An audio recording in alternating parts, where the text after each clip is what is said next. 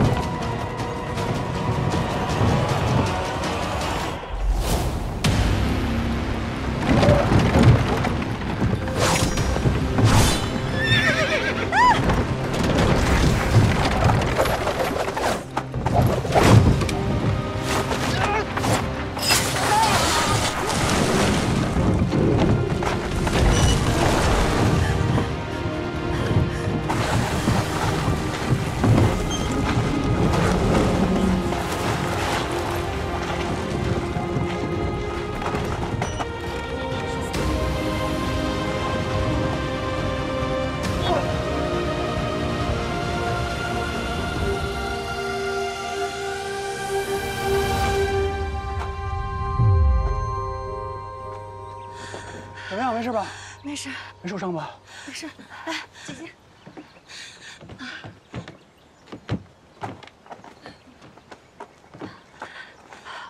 没事吧，姐姐？没事。多谢公子。啊，不必客气。姑娘，哦，没事没事。姑娘，你没事吧？没事。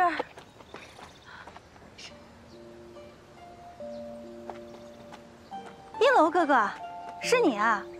相思姑娘，你怎么来临水了？我来临水看姐姐，倒是你这么多年都不见了，你怎么也在这儿？姑娘有所不知，我来临水当校尉已经有几年了。多谢阴楼哥哥，刚才救了我们。不必客气。姐姐，这是阴楼哥哥，小的时候跟咱们一起在伯府住过，你不记得了吗？多谢谢校尉救命之恩。多谢谢公子、于公子，若非你们二人相救，恐怕一儿和一妹就会有危险了。朱公子不必客气。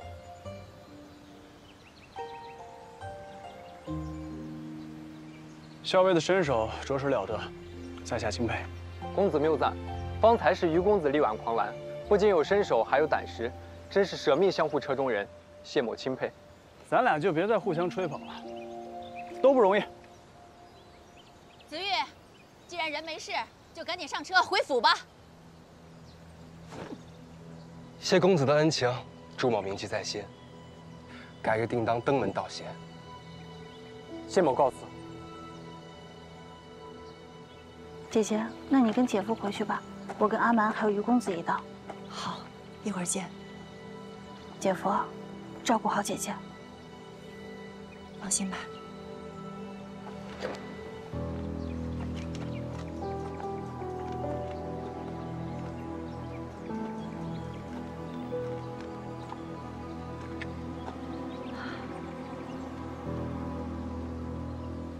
我觉得这马惊，肯定不是个意外。这马好好的，怎么就会受惊呢？我觉得是有人故意要害我姐姐。害他？对。你觉得是谁？我觉得是朱夫人。今天就是她非要让姐姐坐这辆马车。以前姐姐总是给我写信，说她在朱家过得如何好，过得如何舒心。我今天亲眼见到，才知道朱夫人原来就那样欺负她。我这心里太不是滋味了。不管是谁，我都留下来陪你查清楚再走。好。夫人，那匹马找到了。哼，这个没用的畜生，差点酿成大祸。去，把他给我宰了。是，母亲，它到底是一条生命，我们刚拜完书神，更不能杀生呀。我不是让你去吗？是。且慢，这事情还没查清楚，朱夫人怎么就急着杀马呀？有什么可查的？不就是这个畜生突然发了疯，我看着就生气。反正以后也用不上了，不杀等什么？若我没记错的话，我跟姐姐乘的这辆马车，就是夫人租下来的吧？我怎么会料到这个畜生连这么小的差事都办不好，是没料到，还是急着销毁罪证。我？哎，你什么意思啊？你倒是说说看，我犯了什么罪？借马车坠崖，谋杀儿媳。你，母亲，一儿，我花银两给他租了马车，反倒成了我的罪证。婆母莫气，谢校尉大抵是见惯军中险恶，才会多一份怀疑。是啊，娘，一儿断不会这般揣度的。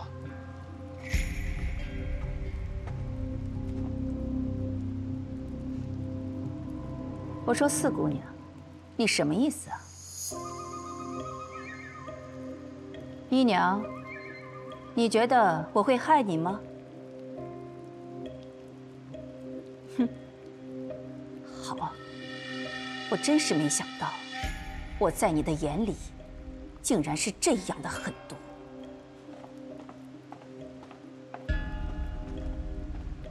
一儿，你别担心。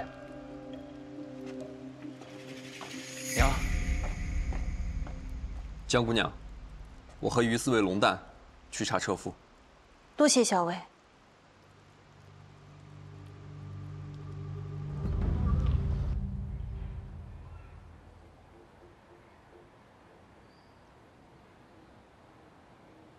姐姐，朱夫人这般对你，为何还要给她抄经啊？今日驳了婆母面子，总该服个软，给她个台阶下。但是，你真的就不怀疑她吗？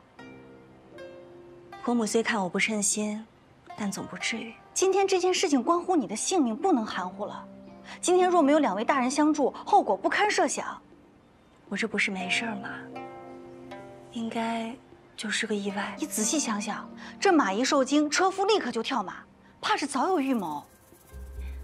那车夫与我素不相识，他平白无故害我做什么呀？姐姐，你这就是掩耳盗铃了。马车是朱夫人特意给你租的，刚才姐夫要上马，又被他拦着，一出事他又急着要杀马。好了，四儿，我知道你是担心我，可也不能无凭无据的胡乱猜测。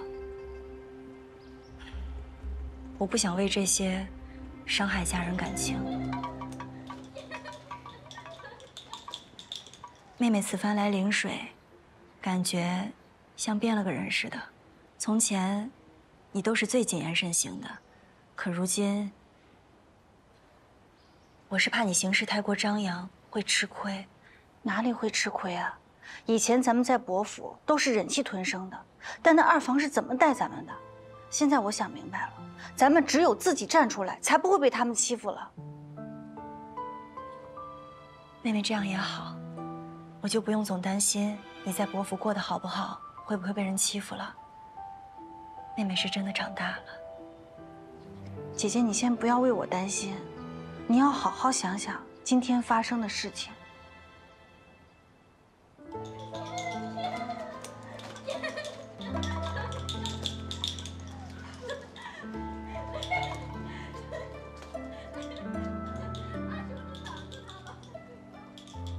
让我看看你的手。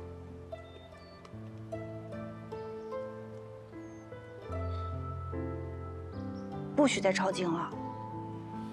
没事儿。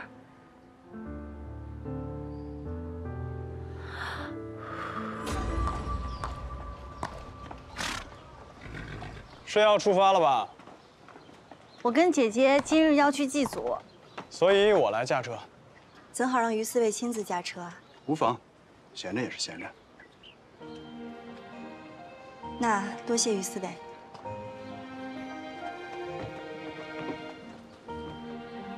妹妹。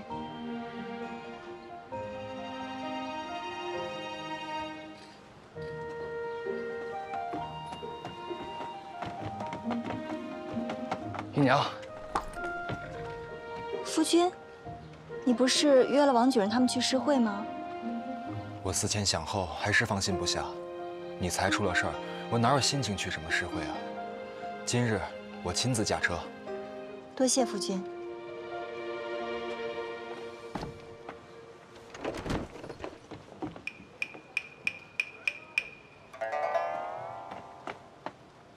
所以是不需要我了吗？你骑马跟着。驾！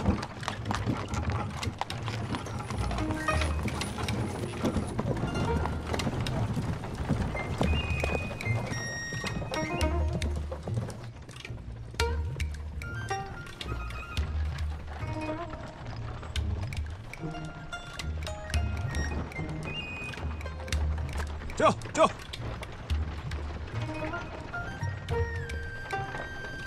妹妹，你同于四位，姐姐要说什么呀？我是看他日日护着你，处处为你着想，可是心悦于你。没有，姐姐，于四卫，他应该就是担心，怕咱们再出事。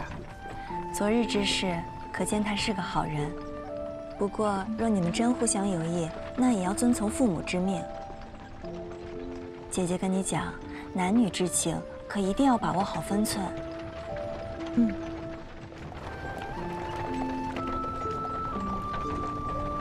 走。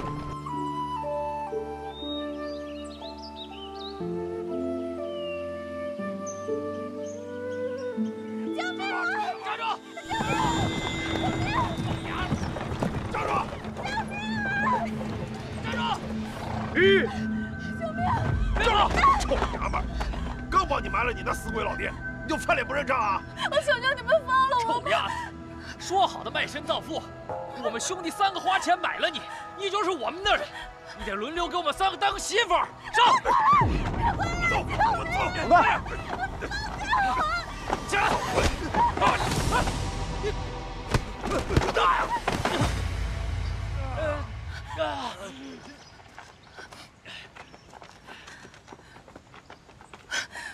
姑娘，一看您就是个热心肠的，求求您救救晴儿吧！晴儿愿意当牛做马报答您。哎，她是我们花10两银子买来的，她的身契还在我们这儿。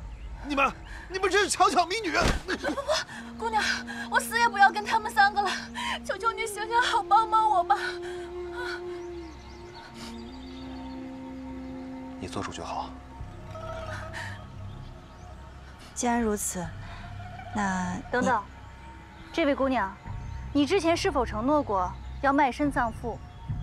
这3人又是否已经帮你安葬好了父亲？我是承诺过，但是我不能1人侍3夫啊！他们3个就是流氓！姑娘，求求你救救我吧，姑娘，求你了！阿满，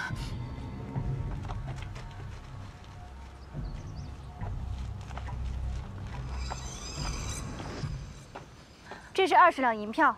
把这位姑娘的身契还给我。怎么，20两还不愿意吗？愿不愿意倒是给个痛快话呀，在这儿打什么眉眼官司呢？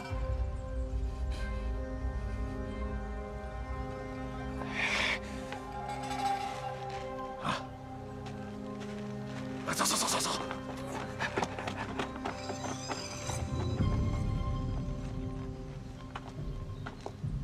姑娘，你的身契你收好吧，快走吧，姐姐。姑娘，大恩大德无以为报，晴儿愿意当牛做马伺候姑娘。姑娘若是不要我，我就真的无处可去了。万一日后那3个流氓再做纠缠，姑娘，你的身契我们已经帮你买回来了，那你无处可去，难道我们还……算了，他也只是害怕而已。 求求姑娘收留我吧，我什么都会做，我只求有一处容身的地方，有一口饭吃就行。姑娘，我的身契还是交于府上。这样吧，你明日来朱府找我吧。多谢姑娘，多谢姑娘，多谢姑娘。去，查查这几个人。是。姐姐，他来路不清不楚，他也是个可怜人，不过多双筷子而已。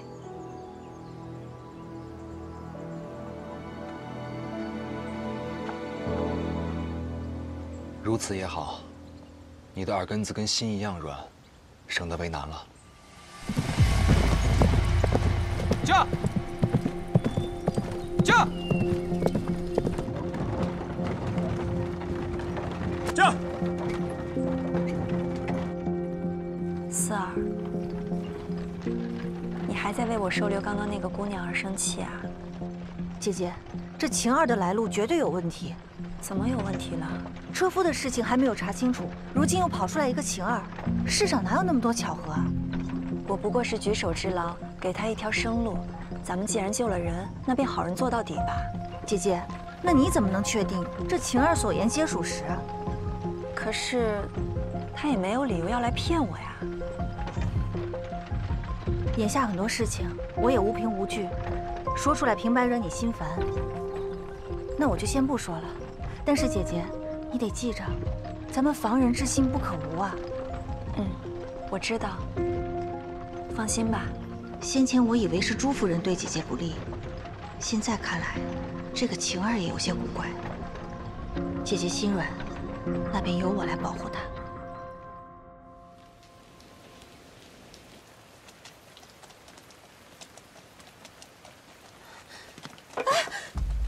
快点收拾，夫人还在等着呢。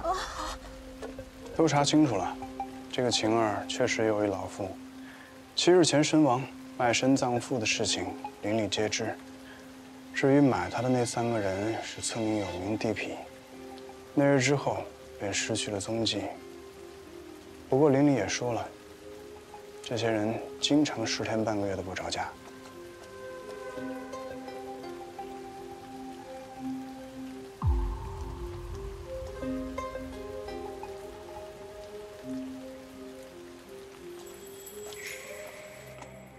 你觉不觉得，他们之间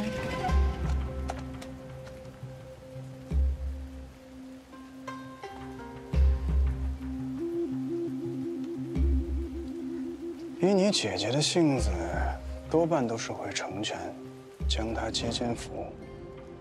这么一做，是有点多此一举。只怕她不满足于进府做妾，而是所图更多。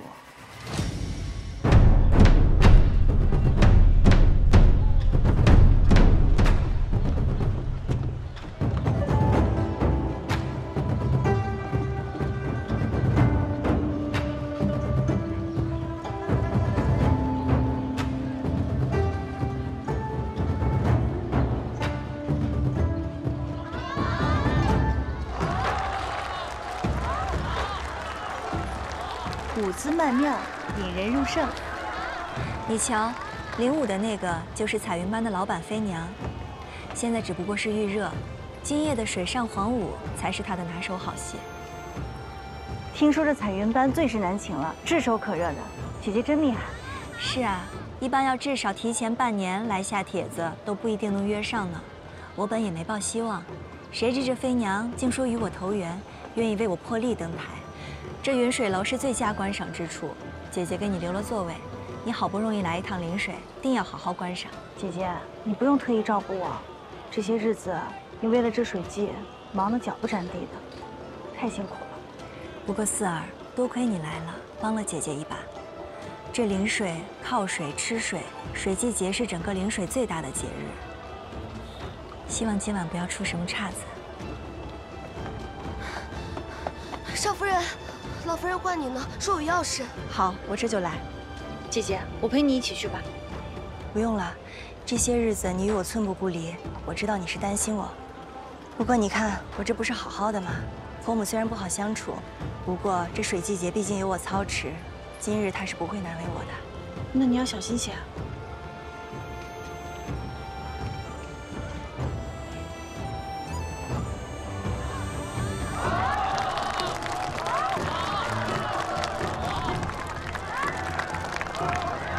怎么了？我看这个晴儿最近都老老实实的干活，还有这朱子玉也没有发现任何异常。难道是我疑心错人了？知道你是担心长姐，但是太过紧绷只会适得其反。今日倒不如就放松一下，一切有我。两位姑奶奶，别打了，我求求你们行吗？我错了，行吗？就不该送他狗吃，我错了。就是你。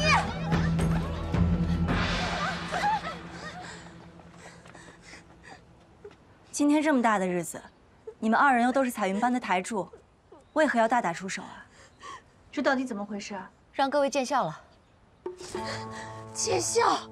你们看我的脸，都是因为他。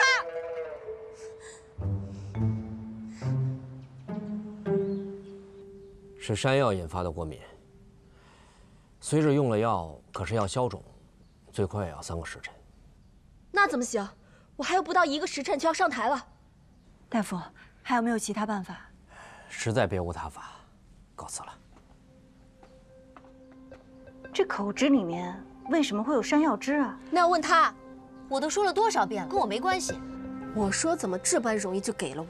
原来是在这口汁里动了手脚。我连那盒子都没有打开，难道我能隔空动手脚是吗？谁不知道你是南巫杂种，脏手段多了去了。你说谁杂种呢？我说你是杂种。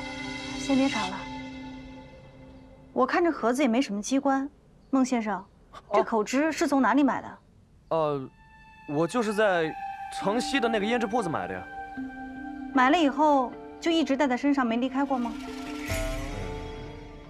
我刚刚表演时，倒是将它放置在那案几上。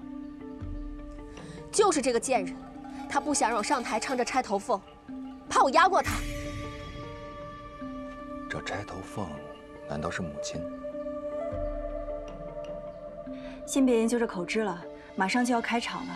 燕娘这副模样，怕是唱不了了。少夫人，我们唱曲儿靠喉鼻腹，不靠嘴，我可以。可你现在这个样子，怎么登场啊？姐姐，我想到一个办法。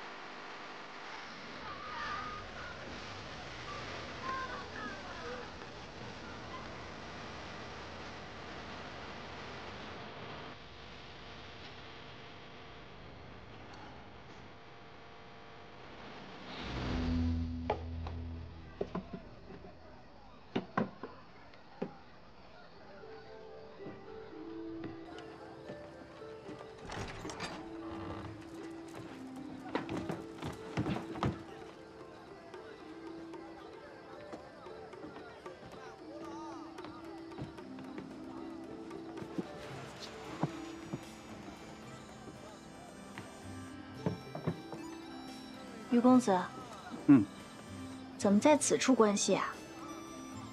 这儿视野多好。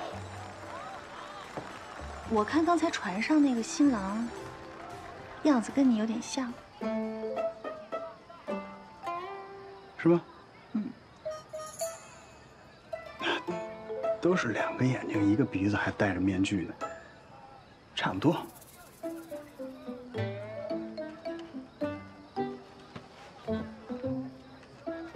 是什么？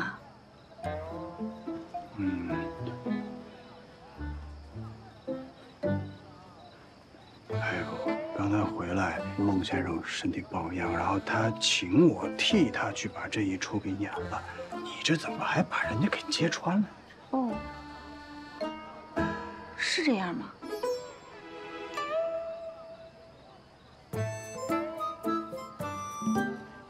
哎呀，是我非要去的。你为什么要去啊？因为我不想让你跟我分开。什么？我没听清。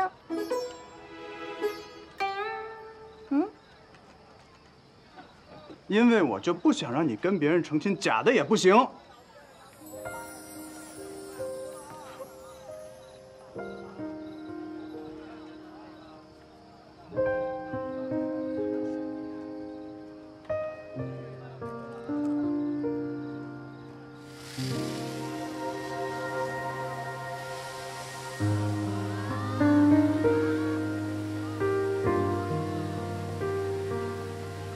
夫人，不好了，飞娘崴脚了。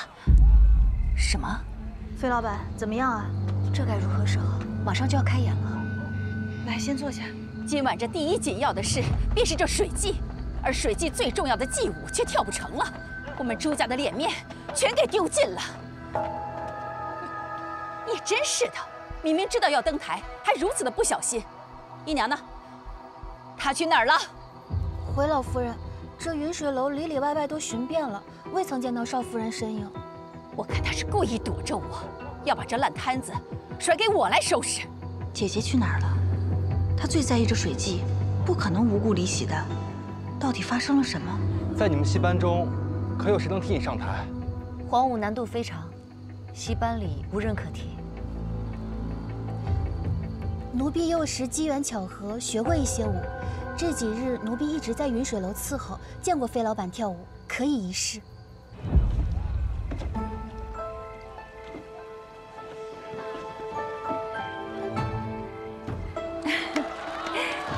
怎么样，满意吧？不错。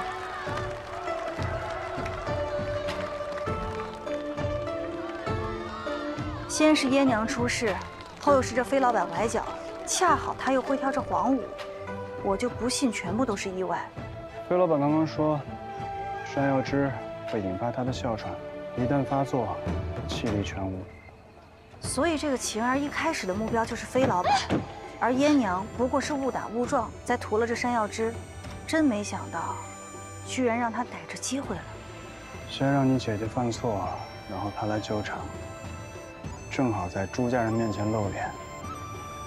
这个晴儿。 不简单了，事不宜迟，我先去找姐姐。那你盯好晴儿，咱们分头行动吧。小心为上。嫣嫣，叶楼哥哥，杨平，你有看到我姐姐吗？他以为嫣嫣走丢了，应该还在四处寻找。嫣嫣，你跟谁在一起？怎么会走丢了呢？没有，嫣嫣睡着了。 一醒来只看见了谢叔父。看来嫣嫣不是自己走丢的，应该是有人故意抱走的。是为什么呢？知道了，是故意要引开我姐姐。那我们分头行动，赶紧找到她。好，那你带着妍妍。好。好，妍妍听话啊。走。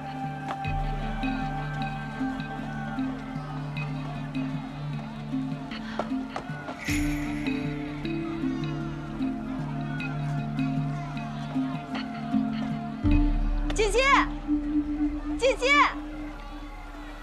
飞娘上不了台，晴儿既已得手，引不引开姐姐又有什么关系呢？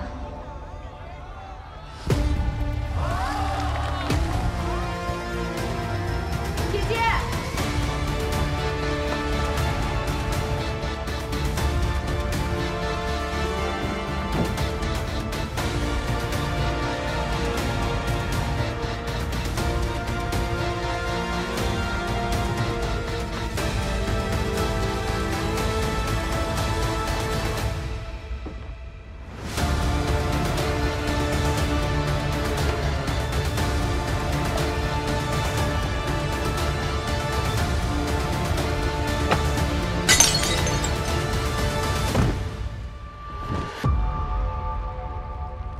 姐姐，姐姐，快醒醒！妍妍呢？妍妍在哪儿？妍妍没事，放心。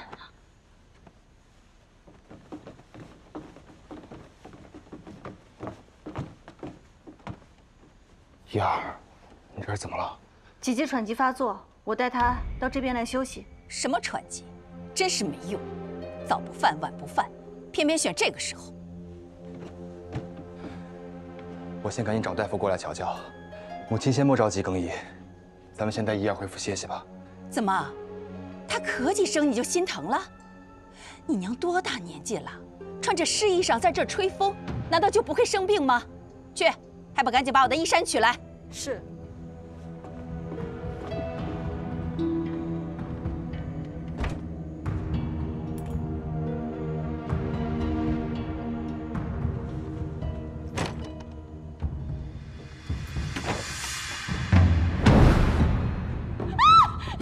这怎么有个男人？孟先生，去把门关好，不准让任何人进来。快去！是。把门关上，谁都不准放进去。哎呀，这究竟是怎么回事？他来干什么？你个贱人，竟然做出与戏子私会的丑事，还让你的亲妹子给你打掩护。不是这样的，婆母，我是来找妍妍的，我也不知道她为什么会在这里。夫君，你相信我。相信你？人都在这儿了，都捉奸在床了，你还敢抵赖？我打死你个！朱夫人，你什么意思？我什么意思？姐夫，我的意思是这件事情你必须要彻查清楚。如果这样不分青红皂白的冤枉了我姐姐，你脸上也无光啊！这屋内左右不过3个人，不是一儿，难道是你？此事与妹妹无关，与她无关，你也是被冤枉的。难道这么大一个男人能自个儿进来吗？是我。私会的人是我，与他们2人无关。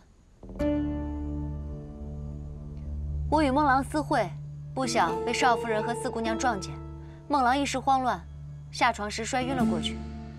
我恳求他们2人为我隐瞒，所以才闹出这场误会，实在是对不住。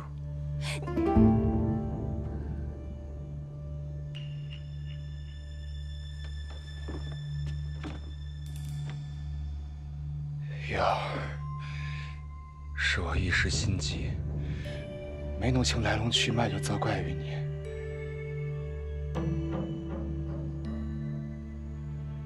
待孟先生醒来，我好好问问他，还你清白。你还是不信我。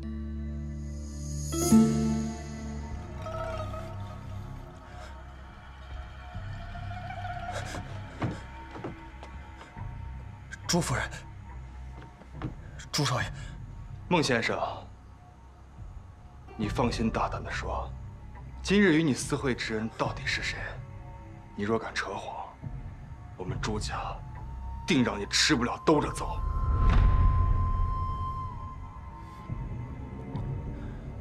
是少夫人。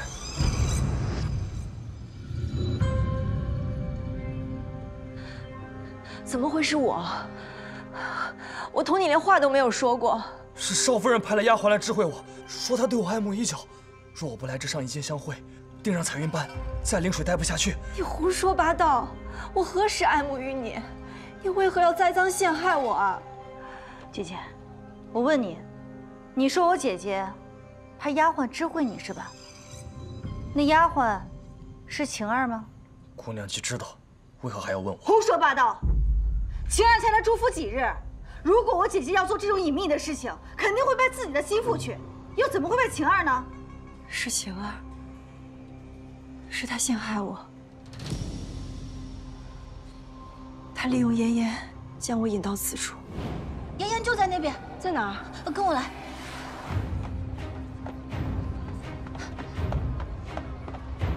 少夫人，妍妍就在里面。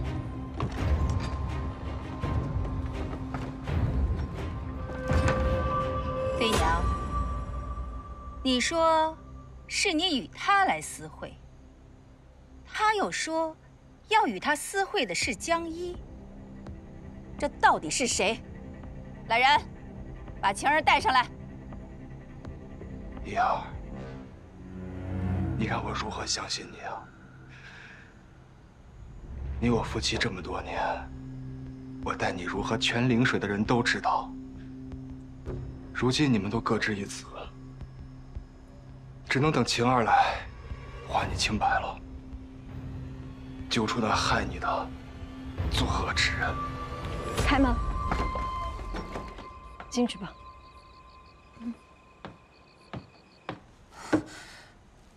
是少夫人让我去给孟先生送的信，她说我脸生不会引人怀疑，今夜过后便要将我送到临安，说临安比陵水好10000倍。晴儿，你在说什么呀？我当初就该听四儿的，就不该收留你。没想到你小小年纪，竟藏着这般祸心。少夫人，您对晴儿有恩，晴儿知道，可这么大的事，晴儿真的没办法替你隐瞒。少爷，老夫人，我方才替飞老板上场跳舞，大伙可都看着呢，我怎么可能带少夫人来这儿呢？是啊，我离席之时他在跳舞，怎么会是他呢？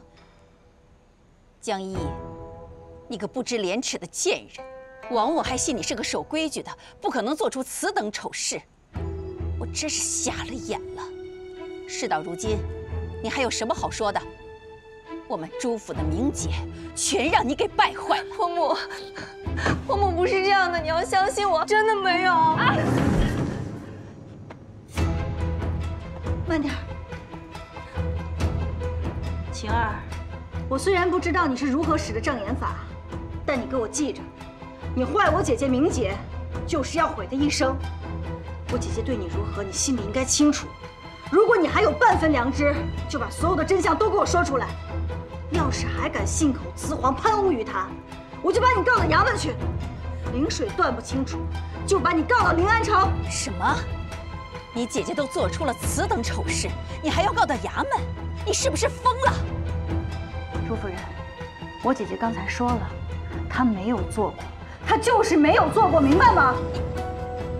四姑娘，有必要这样吗？一儿她不管做了什么，她都是嫣嫣的母亲，我的发妻。咱们还是关起门来解决吧。莫要声张。莫要声张，姐夫，你听清楚了，我姐姐说了，她没有做过此事，那她就是没有做过，你明白吗？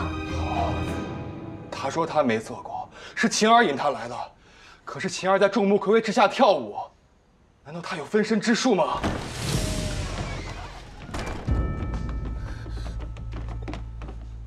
分身术，她自然是不会的。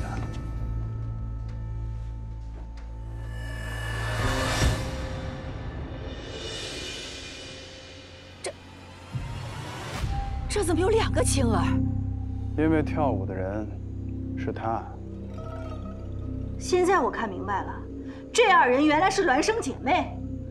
朱夫人，现在你看清楚了，一个替妃娘跳祭舞，另一个把我姐姐引到此处，为的就是让我姐姐百口莫辩，真是好毒的计策呀！于大人，劳烦你把这2人送去见官，还有这个人。不，龙丹，不，是他传的信，我根本没看见少夫人的脸，是他假扮少夫人，全都是他们搞的鬼，跟我没关系啊！真是戏班子的，当场就编故事。晴儿，看到没有？现在所有的罪责都推到你姐妹2人身上，你当真就不想辩驳吗？看来我们夫妻2人真是当了一回东郭先生。这几日，你有意无意与我接近，我已经跟你明言断了这个念想。我心中只有一儿，可你却使用这般毒计来害她。事到如今，你还有什么话要说吗？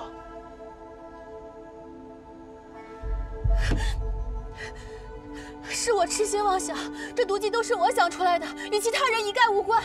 我姐姐更是什么都不知道，不过是受我所托跳了一支舞罢了，都是我的错。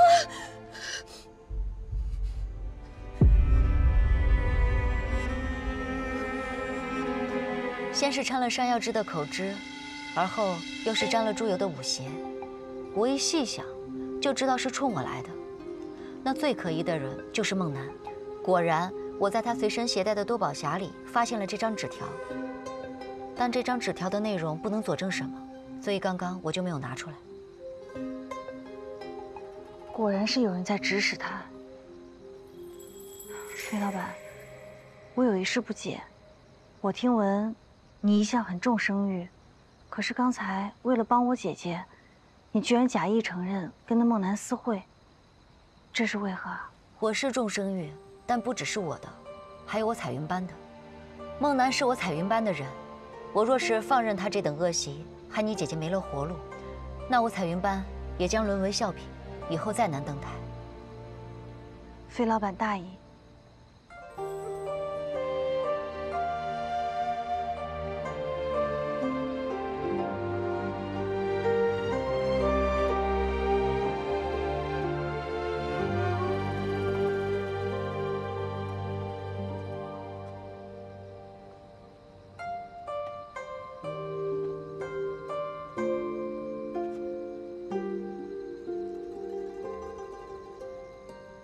姐姐，你还好吗？我没事，咱们快回吧。妍妍还在家呢，她见不到我，怕是又不肯睡觉了。姐姐，姐姐是为了嫣嫣，所以要息事宁人，对吗？本也不是什么大事，将那搅乱是非的情儿发落了，便好了。姐姐，你当真以为今夜之事，就凭一个山野丫头就谋划得了吗？朱夫人对你虽然心中有积怨，但她尚且相信姐姐是做不出这样的事情的。而那朱子玉，表面上虽然处处在维护姐姐，可实际上她每一句话都在拱火。先是激怒朱夫人要换衣衫，实际目的就是为了去衣柜看一下有没有藏人。接下来，妃娘都已经认下了幽会此事。他又非要等着孟楠醒来继续问话，最后咱们要把晴儿姐妹押去见官，他又拼命的在阻拦。别说了，姐姐，我必须要说。我知道你心里全都清楚，但是你就是不肯承认。先是有马车出事，今天再有私会戏子，接下来谁还知道他还有什么肮脏的手段呢？我在想，他以后会不会拿嫣嫣来威胁你？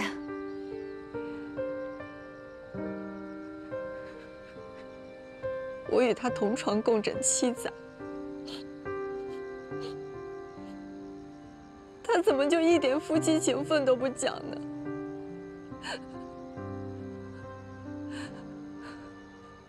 为什么要这么对我？我到底做错什么了？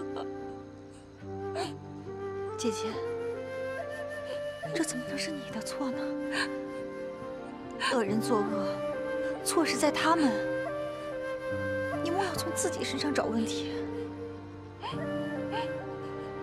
这朱子玉太善于伪装了。我想你过去一定是得过且过，从来都不追究，才导致今天被害了都不知道是什么原因。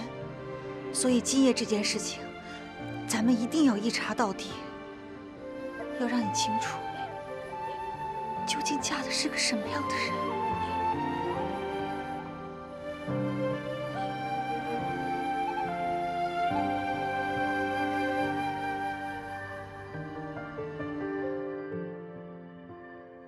朱子玉见了个女人，看清楚长什么样了吗？没有。他身边有护卫，我害怕打草惊蛇，所以就先回来报信了。不过我看他身边婢女的穿着和打扮，比大户人家的姑娘还要气派，所以此女的身份定然是非富即贵。难道朱子玉是攀上了哪家的贵女，所以才铤而走险要害我姐姐？为了给这个贵女腾出正妻的位置。没想到朱子瑜饱读圣贤书，却做出此等下流之事。他们夫妻7年情分，怎能如此伤人？谢小伟，先冷静冷静，就是一个推测。大人，那孟南四处散布流言，说是朱家少夫人与他有染。这个畜生！放心，我这就把他抓起来。走。您楼哥哥这脾气是有点暴躁啊。这个事情不麻烦，绑过来，刀架脖子上，什么都照了。你是不是都忘了？你可是都城司的司卫，有官身的人岂能如此乱来啊？我此刻就是你的一个护院，只要你一声令下，什么都可以办。你说有没有办法能够把这一明一暗2条毒蛇同时引出洞来？孟南不知道这个女子的身份，又是一个弃子，想要通过她引蛇出洞，难。但是朱子玉藏得这么严实，他跟这女子之间，肯定得有个通风报信的人吧？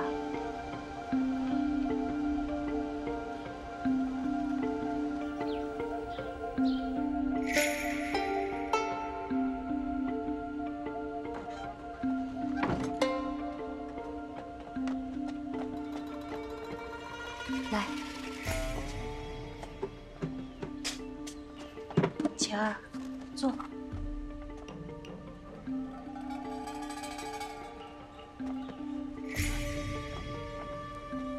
你要干嘛？你别担心，我来这找你是想问你，这所有的一切，是不是都是朱子玉指使你干的？我说了，是我一人所为。我也没指望你能指认他，我就是想知道，他为何要这么做。我这里有你的生契，如果你能愿意告诉我朱子瑜为何做这一切，我便把它还给你。你也不想要你的生契，那我告诉你，我这里还有一份你姐姐的生契。什么？我姐姐的生契怎么会在你那儿？果然被我猜对了，朱子玉就是用你姐姐在威胁你，对吗？我知道，你姐姐是朱子玉从外地买回来的舞姬，你们姐妹2人失散了多年，直到上个月才相认。而且据我所知，你只剩下这么一个亲人了。你现在要扛下所有的罪责，但你有没有想过，朱子玉当真会放过你吗？最后你还能见到姐姐吗？你是为了姐姐，我也是啊。你姐姐被朱子玉折磨，我姐姐也是，咱们俩一样，都只是为了救出亲人。你姐姐不是好好的吗？吃得饱，穿得好。她好吗？在云水楼上不是照样被你们诬陷，差点就万劫不复了。现在知道朱子玉秘密的，只有你们姐妹2人。你可能比我还要了解她。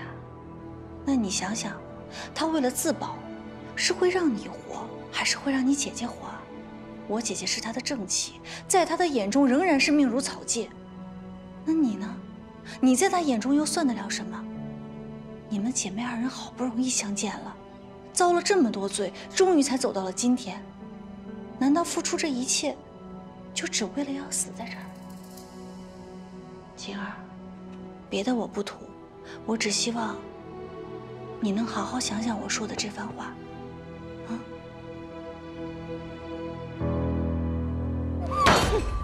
这后院你是怎么管的？竟让晴儿那个小蹄子给跑了，你是干什么吃的？还有，你知不知道那个姓孟的到处胡说？现在满城都在传你不守妇道，和他有了首尾，这整个朱府的脸面都让你给丢尽了。是一儿之过。姐姐，这跟你有何关系？朱夫人，您是知道的，我姐姐她是被诬陷的。那个孟南在外面造谣生事，那些风言风语如何能怪到我姐姐头上？哼，是不该怪你姐姐，该怪的人是你。我是念在亲家的情面上，没有撵你走。姨娘，自你妹妹进府，惹出了多少是非？听闻她在临安的时候，就做出了许多胆大妄为之事。她在朱府一日，咱们家就不得安宁。今日，你必须走，我们朱府不欢迎你。母亲，您平日怎么数落我、骂我都可以，这是朱家媳妇儿该受的。可我妹妹她远道而来，于情于理您都不该这般说她，更说不着她。若不是她，恐怕我早已坠崖而亡，又或者在云水楼活生生被冤死。您如此嫌恶我妹妹，是不是因为她救了我，您就无法称心如意让夫君另娶他人，再挑个样样都合您心意的媳妇儿，替朱家诞下男丁？你的温良恭顺都是装出来的。你和你妹妹一样的忤逆。好，今日你们姐妹俩都给我滚！我是朱府明媒正娶的正妻，您若要赶我走，也应该让夫君休了我。我嫁进朱家多年，处处以夫君公婆为先，德颜容功不曾有亏，虽未诞下男丁，却也育有一女，无算无所出。七出之条，敢问一儿犯了哪一条？根据大周律，妻无七出之状者而出之，徒1年半。朱夫人，如果你们朱府真的敢无缘无故的休妻，那我们东平伯府定要把你们告上衙门。反正也不是第一次了，到时候您儿子只怕是要吃牢饭，仕途尽毁。劝您最好权衡利弊，这妻不是你们想休就能休的。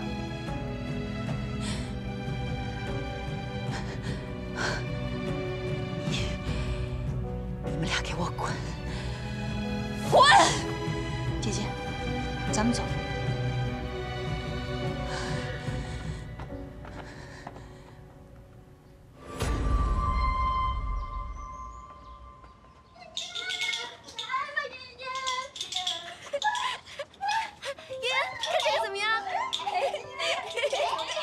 以前我总劝自己，忍一时风平浪静。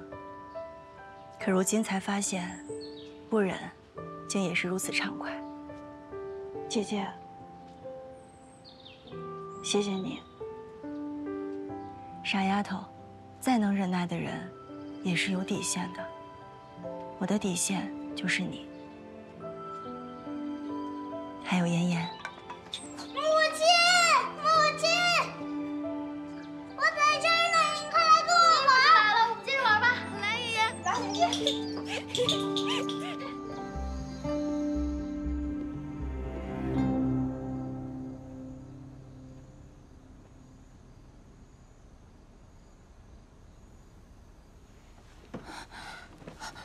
江姑娘，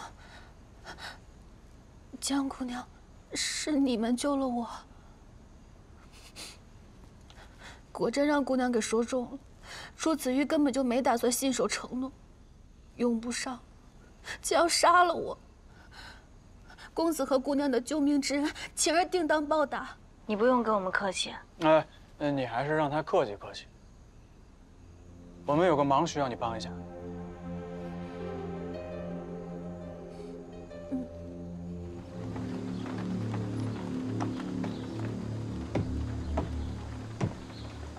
妹妹，你没事吧？朱子玉已经答应我了，很快就会给你自由。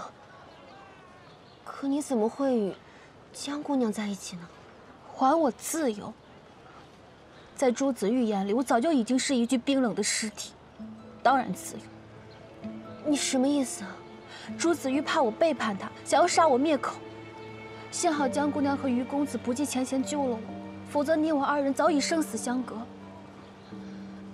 雨儿妹妹，我看你行色匆匆，是不是要去给朱子玉送信啊？这没事的，姐姐，朱子玉不可信。如今我们只有帮助江姑娘，你我二人才有一线生机啊。我们把信给江姑娘。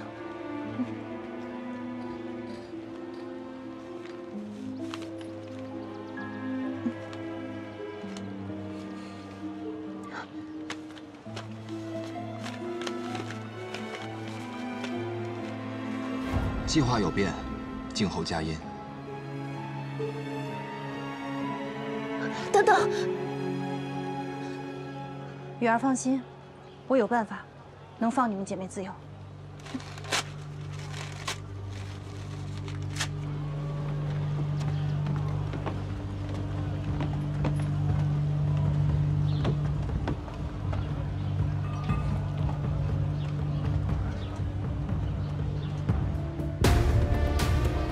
再这样下去，我可就要怀疑。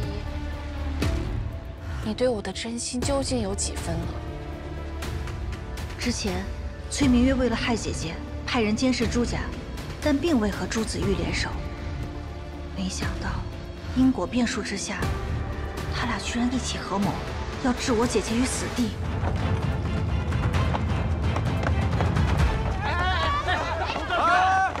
跟孟公子私会的是个男子啊！你们莫不是瞎了？ 看不见他身后还有个女子，哎，是啊，哎，还真是啊！你们是干什么的？这是我朱府的地方，还不快滚！夫人，你没事吧？别着急走啊，姐姐。姐夫刚才是在叫你吗？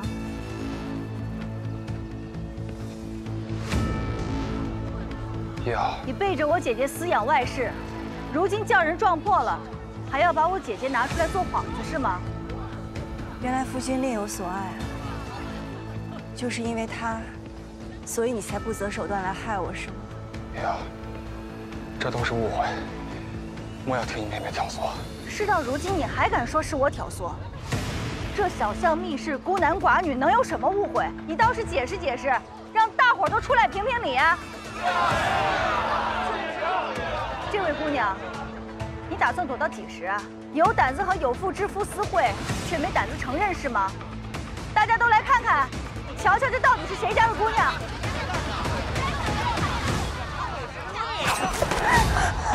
江思，你好大的胆子！谁人能及你啊？你们认识？崔明月。看来长公主府神通广大，居然把消息捂得这么严实。 前不久，崔明月虐杀我哥哥未遂，被京上下旨降了位分，如此就更加恨上我们东平伯府了。难道你真的以为，她堂堂长公主之独女，真能瞧得上你吗？信他还是信我，随你。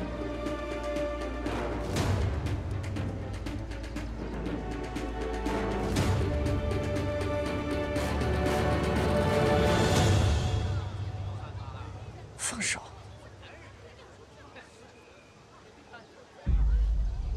既然你已看到，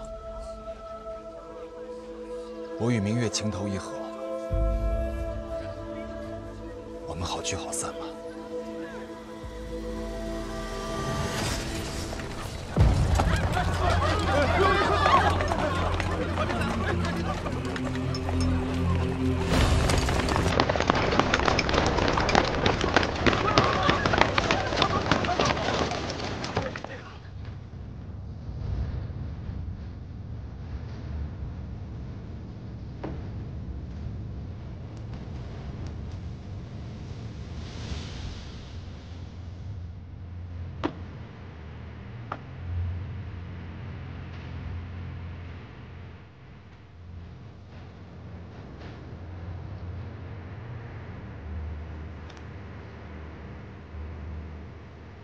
是她，长公主。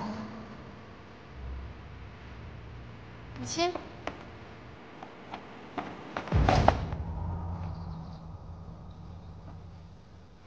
殿下，小生与明月两情相悦，还望殿下成全。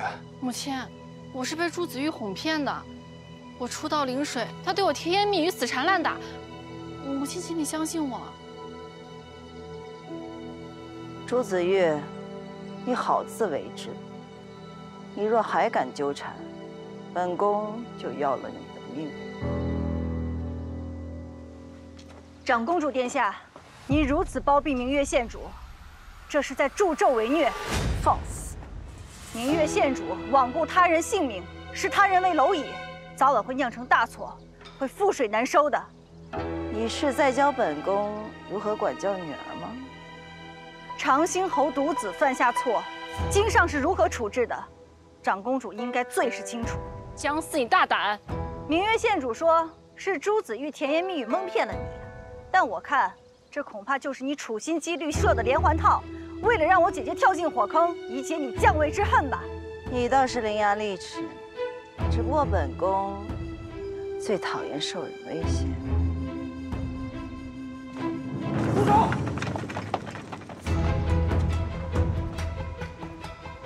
你们要干什么？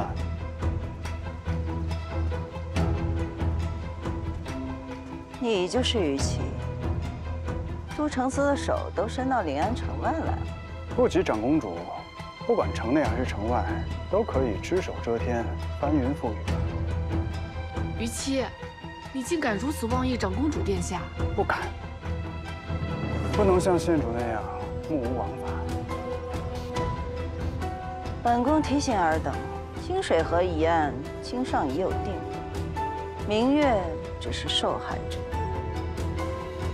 今日之事已然，你们守口如瓶，本宫就对尔等的命没兴趣。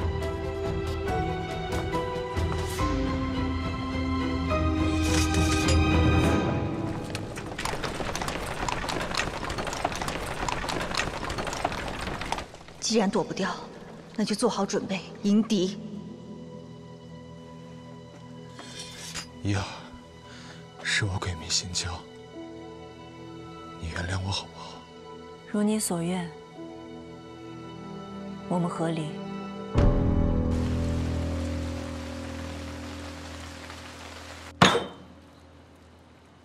孽障！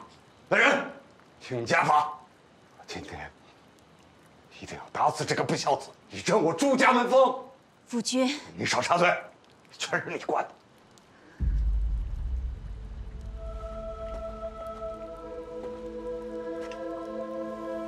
姨娘，你放心，我一定会给你个交代，还你个公道。我唯愿和离。姐姐，起来。姨娘啊，我儿子玉做了罪该万死之事，不过你们不替自己想，也应该替妍妍着想啊。毕竟夫妻一场，有什么过不去的坎儿呢？啊！妍妍，朱大人啊，若论公道，这件事情咱们本就应该上衙门去解决。正是为嫣嫣着想，我姐姐才宁愿关上门来商议。如今这等情形，嫣嫣我们也是要带走的。哎，你一个未出阁的姑娘，什么时候轮到你替长家做起主来了？哼！姨娘，母亲知道你不会下狠心，真的走出这一步的，是不是？你一个妇到人家和离了，还带着个女娃，那以后的日子该怎么过呀？这就不劳朱夫人操心了。我们东平伯府再不济，也是养得起自家姑娘的。儿子，快给姨娘磕头认罪，保证以后绝对不再犯。娘，都是我良心狗肺，都是我对不住你。娘，你再给我一次机会好吗？你做得出这种谋害妻子、私通贵女的丑事，实在是狼心狗肺。既然我姐姐现在已经看清楚你的真面目，又怎么会再给你机会继续跟你举案齐眉？什么谋害妻子啊？哎，你可不能乱说话呀！朱大人，前不久我姐姐去白云寺的路上遭遇了金马险些丢了性命。这件事情的背后真相，你们查清楚了吗？我早就有所怀疑，这件事情的背后主谋就是朱子玉。恰好当时都城司的于司卫也在，目睹了整个过程。朱大人，您可考虑清楚了？若是您不同意和离，那这马车一事，咱们就放到衙门去解决。到时候如果真跟着朱子玉有关系，那你们父子二人的仕途，劝朱家赶紧写了这和离书，从此以后，我姐姐跟您儿子一别两宽，婚丧嫁娶老死不相往来，否则咱们公堂上见。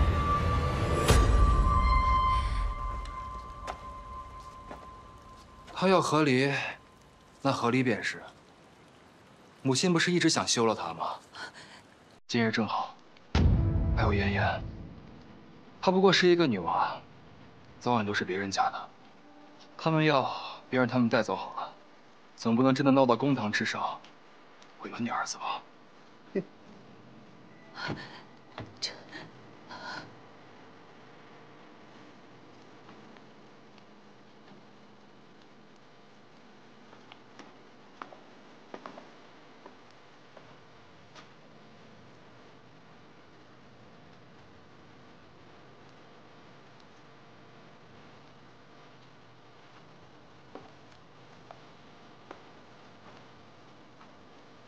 姐姐，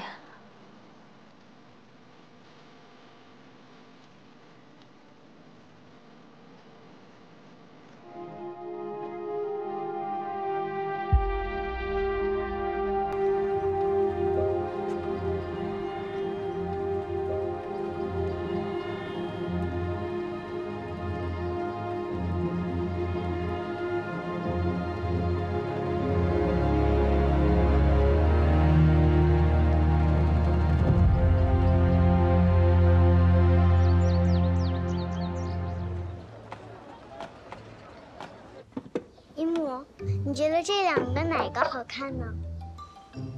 这个，我觉得这俩。那把他们俩站一起。姨母，姐姐，你先停一会儿这三啊，把这口馄饨吃了啊。好。这个时候应该说什么呀？多谢哥哥。哎呦，可不是哥哥，我跟你的姨母我们一般大，得叫我叔父。那是姨母，我是叔父啊。多谢叔父。哎，真乖。来，姨母喂你吃啊。有点烫，小心点。先喝口汤。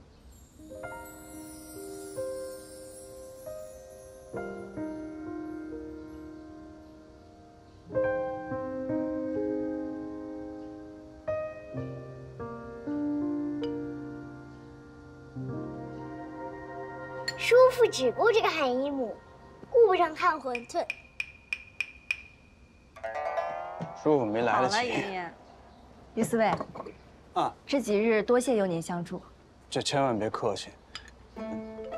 护百姓的周全，那是我们都城司的职责所在嘛。再说我跟江战，我们是挚友，他的家人也是我的家人。二弟有你这样的挚友，真是幸事。我有他这样的兄弟，也是我的幸事。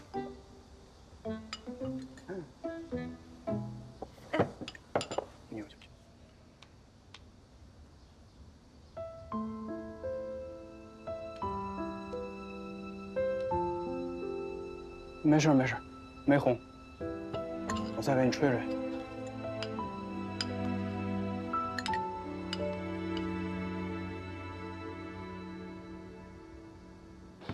她们姐妹二人，从今往后就交托给你了。放心吧，有我在，就有他们一口饭吃。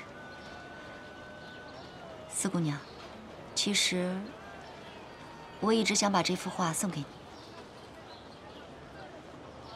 这是……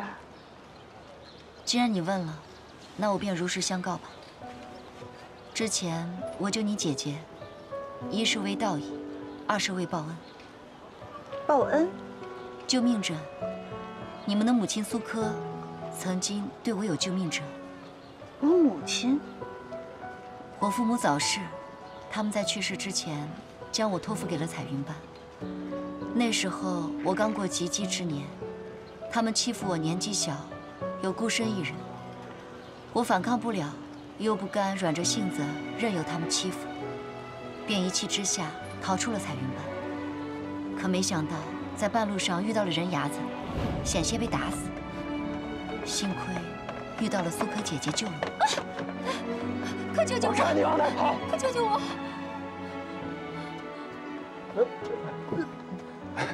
轻点，滚！是。姑娘，你还好吧？姑娘，姑娘，苏姐姐收留我的那一年，也是我最快乐的时光。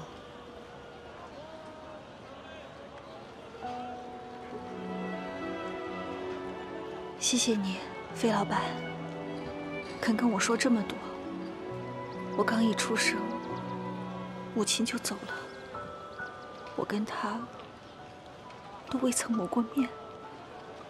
这么多年以来，都只能从旁人的只言片语里面描绘出她的模样。费老板，我很羡慕你，羡慕你能和她相处那么长的时间。山高水长，后会有期。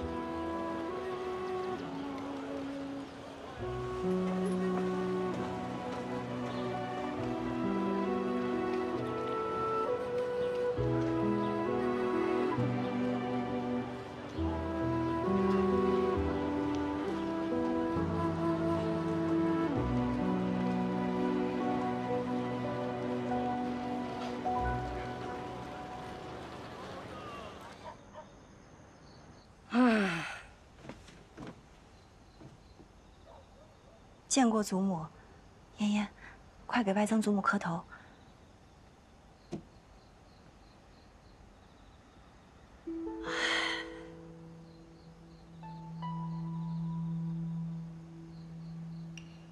死丫头啊，你真是翅膀长硬了。如今伯府是你在当家做主吗？这么大的事儿，你也不跟你父兄告知一声，瞒着一大家人。不声不响的就把他们带回伯府呀！祖母，是我自己的意思，四儿只是不忍服我的意思。行了，你别替他说话了，我还不知道你们俩的性子呀。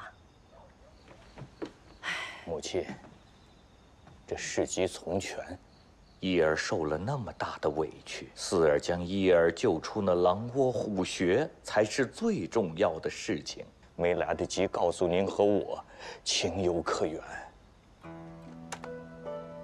一个这样，两个这样，退婚的退婚，合离的合离，这是做的什么孽呀？祖母，作孽的是姓季的和姓朱的那两个人，与姐姐妹妹无关。往后这个家由战儿撑着，不会再有人欺负我们伯府的姑娘。唉，妍妍，来，起来，过去叫外曾祖母，快去，快去。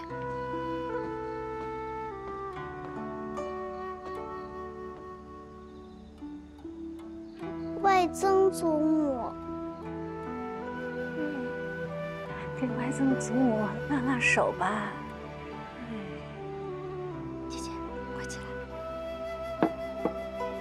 给你吃2个小红果儿，哎，一手一个，哎，拿好了，去吧。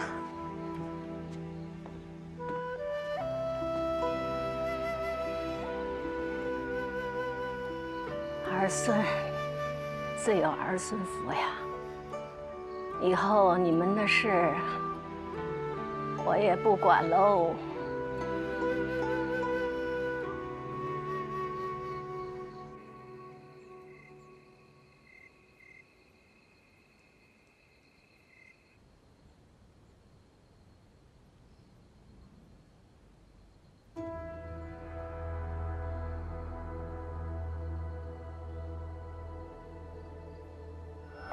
你是骗我的吧？长公主怎么会杀虞姬呢？她已经得逞了。我何必要骗你？大周九宫南屋不下，近日还吃了败仗。长公主把一切都归咎给赤羽期，将他们的统领虞姬斩首了。师妹，怎么可能？怎么可能呢？我们的人埋伏在燕归那么久，消息肯定不会有错的。虞姬她真的死了。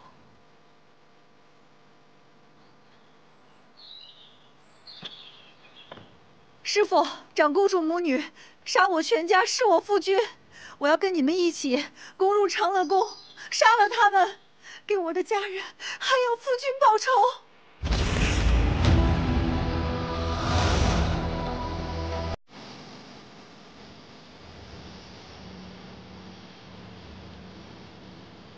姜四，你还没死。你就是南无圣女。我不是南无圣女，是来报仇的。哼！整个朝堂都有本宫说了算，容不得你放肆。那今日就看看，到底是你说了算，还是我的剑说了算。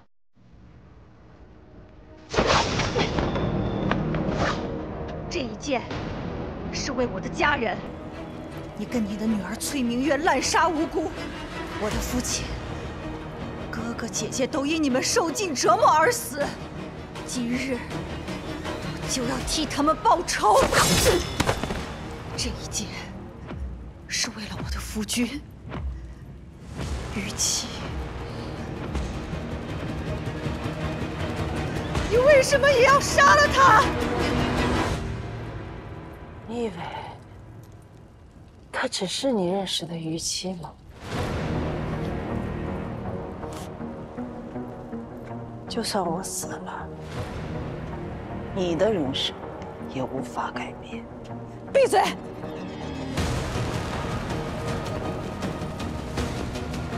生于大周，长于大周，但你跟你的女儿却要赶尽杀绝，让我在大周无立锥之地。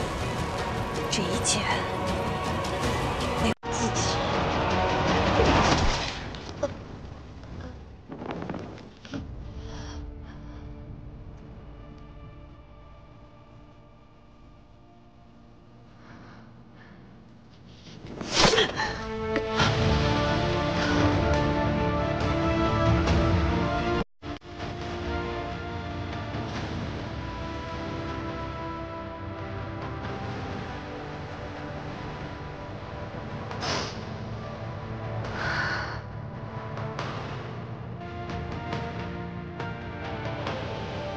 大仇得报，大仇得报。如今，哥哥、父亲、姐姐都平安无事，我或许早就不是灾星了。姐姐猛然回家，住的还习惯吗？家里的一切都熟悉的仿佛我从未离开过一样。可回首一算，我竟已出阁这么多年了。姐姐，都已经回家了，不要再为了孽缘而伤心了。我只是想不通，怎么就看错人了。从相识起，他便是个谦谦君子，朝夕相处这么多年，我竟然到最后才看清他的真面目。这不是你的错，他骗了所有人，我们都有责任。但凡家里面能有任何一个人看出一点苗头来，姐姐都不至于要经历此劫。不过，我并不后悔。不后悔？为什么？因为我们曾经很相爱。那时，他是我心尖上的男子，皎皎如明月。即使落入今天这般境地，我也已经醒悟了。我厌他、怨他、憎他，可是我依然拥有最美好的回忆啊，不是吗？可是这结局并不好啊。有些事情也不能只看结局啊。那要是注定无缘，还值得一试吗？妹妹说这话的时候，心里想着的可是于思卫。又被姐姐猜到，动心藏不住，在意装不出。在临水的时候，我就发现你对他动了心，而他对你啊，只怕更多。真的吗？姐姐真的觉得于思卫在意我？不识庐山真面目，只缘身在此山中。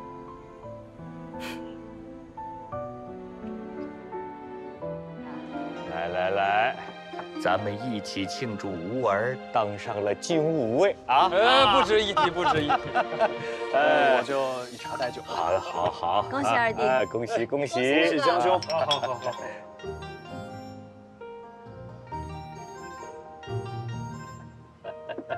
都坐。那我就先表示一下，江兄。哎呦，英雄，这上面刻的是如意纹，祝江兄平安顺遂。你现在是金吾卫了，虽说不用上战场吧，但是万事还要小心为上，这样也好让家人都放心。哎呀，愚兄一个小小的金吾卫。哎呀，于贤侄，还是你思虑周到啊。那就多谢愚兄。于四卫所言甚是，我也缝制了一个护身锦囊给二弟做贺礼，愿二弟平安无忧。姐姐，我这都多大了，怎好收礼呀？哥哥，我也做了一个香囊送给你，我把它取名叫做燕归。无论千山万水，艳阳天，风雪夜，鸿雁南归终有时。愿哥哥日日当差，都能平安归来。哦。装不下去了，都太喜欢了，谢谢你们啊！哎呀，这太好了！今天可真开心啊！我看这月亮都大了一圈。要是永远都能这样就好。要是能有个燕归香囊，那就好。于公子日日抬头不见低头见，何谈燕归啊？我就是从燕归城来的呀。你别看那燕归城是一个边陲小镇，但每日炊烟袅袅，百姓安居乐业，我就喜欢在这样的小镇生活。你这么想的？对啊。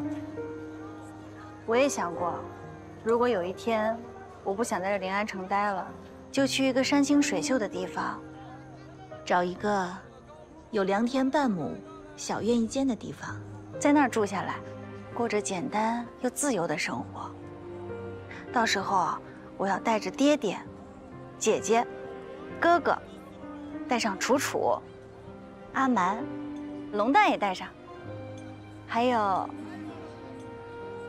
二牛，挺好，挺好。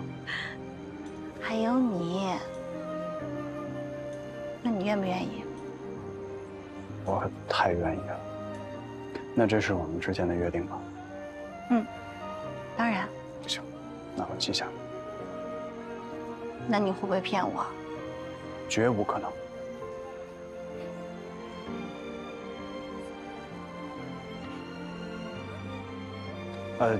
其实我是……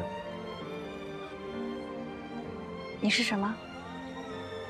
是呀，跟你说的月亮又大了一圈，更好看了。